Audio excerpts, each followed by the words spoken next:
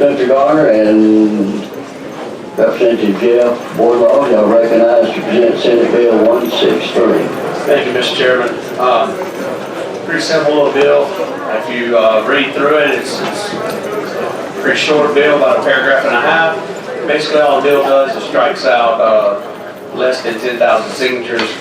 I brought my lawyer with me today from the Senate end so he can explain the court cases to you guys, because I'm not well versed in that. I'm just a little comfortable. So with that, I'll let him explain the court cases, and then we'll take any questions from the committee. Thank you.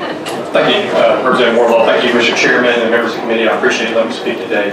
One of the issues that was brought up in the prior discussion of this is a 2006 case in the Western District of Arkansas, the federal court, that was Green Party versus Daniels. And if you look at that court case, it's outdated and it's a overturned court case. We've had at least 3 court cases at the 8th Circuit, which is higher than the Eastern District Circuit, that overturned the ruling of that. Put it very simply, whenever that decision was made, the court applied strict scrutiny as the judicial review of that case.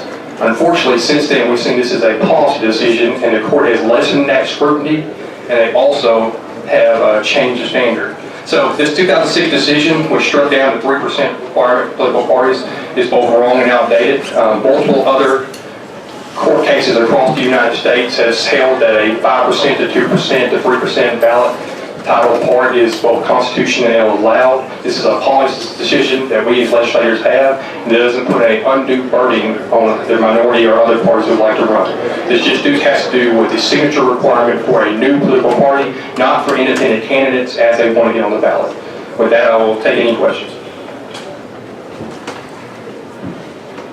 Okay, any questions from committee members?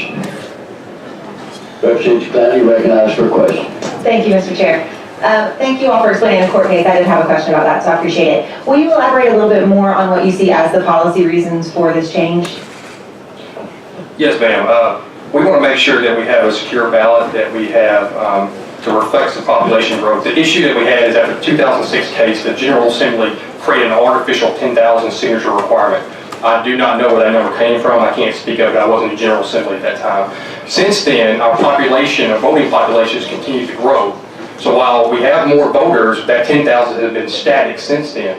If you look at other states, the way it does it and the way we do it for the major party from the prior election is 3%. It shows that that party has support. It shows that that party is able to get better ballot access. The problem is when we create the 10,000 artificially created thing, that reflects our voting population before the 1950s. If you adjust it for what it would be this year, it's roughly about 26,000 signatures, 2675, I believe is the roundabout number. And I believe as we continue to grow in our population, it's better reflect the will and the population of Arkansas. Thank you, Senator Garner. Thank you, Mr. Chair.